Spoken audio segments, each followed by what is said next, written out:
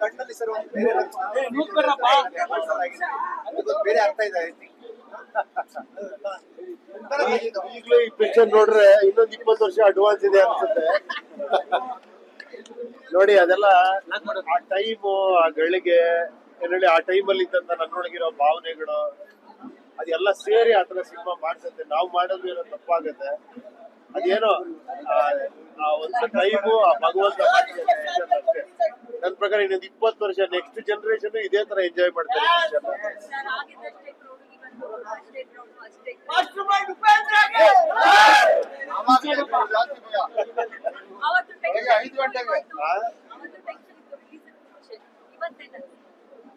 ಅಲ್ಲ ಅದೇ ಇವತ್ತೊಂಥರ ಈ ಪ್ರೀತಿಲಿ ನೋಡೋದಿದೆಯಲ್ಲ, ಅವತ್ತೊಂದ್ ಸ್ವಲ್ಪ ಫಸ್ಟ್ ಟೈಮ್ ಅಲ್ವಾ ಆಕ್ಚುಲಿ ಈ ತರ ಸಬ್ಜೆಕ್ಟ್ ಹೆಂಗ್ ತಗೊಂತಾರೋ ಅನ್ನೋದು ಭಯ ಇತ್ತು ಆಕ್ಚುಲಿ. ಆಮೇಲೆ ಸ್ವಲ್ಪ ಆ ತರನೂ ಒಂದಷ್ಟು ಕಾಂಟ್ರವರ್ಸಿನೂ ಆಯ್ತು ಆಕ್ಚುಲಿ, ಯಾಕಂದ್ರೆ ಸ್ವಲ್ಪ ಅಡ್ವಾನ್ಸ್ ಆಗಿದ್ರಿಂದ.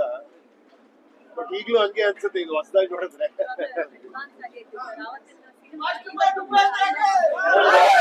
ನೋಡಿ ಅದೇನೋ ನಾನೆಲ್ಲ ಥಿಂಕ್ ಮಾಡಿದ್ರೆ ಮಾಡಕ್ ಆಗ್ತಿರ್ಲಿಲ್ಲ, ಅದೇನೋ ಫ್ಲೋ ಅಲ್ಲಿ ಮಾಡ್ಬಿಟ್ಟೆ. ನನಗೆ ಅದು ಗೊತ್ತಿಲ್ಲ ಈಗ ಸೆನ್ಸಾರ್ ಪ್ರಾಬ್ಲಮ್ ಆಗುತ್ತಾ, ಈ ಪಿಕ್ಚರ್ ಹೆಂಗ್ ಅನ್ಕೊಂತಾರೆ ಅದೆಲ್ಲ ಯೋಚನೆ ಮಾಡದೆ ಮಾಡಿದ್ದಕ್ಕೆ ಅದೊಂದು ಫ್ಲೋ ಅಲ್ಲಿ ಬಂದಿದೆ ಈ ಪಿಕ್ಚರ್.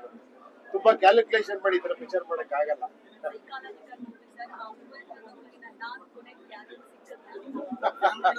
ಹುಡುಕ್ತಾ ಇದ್ದೀನಿ.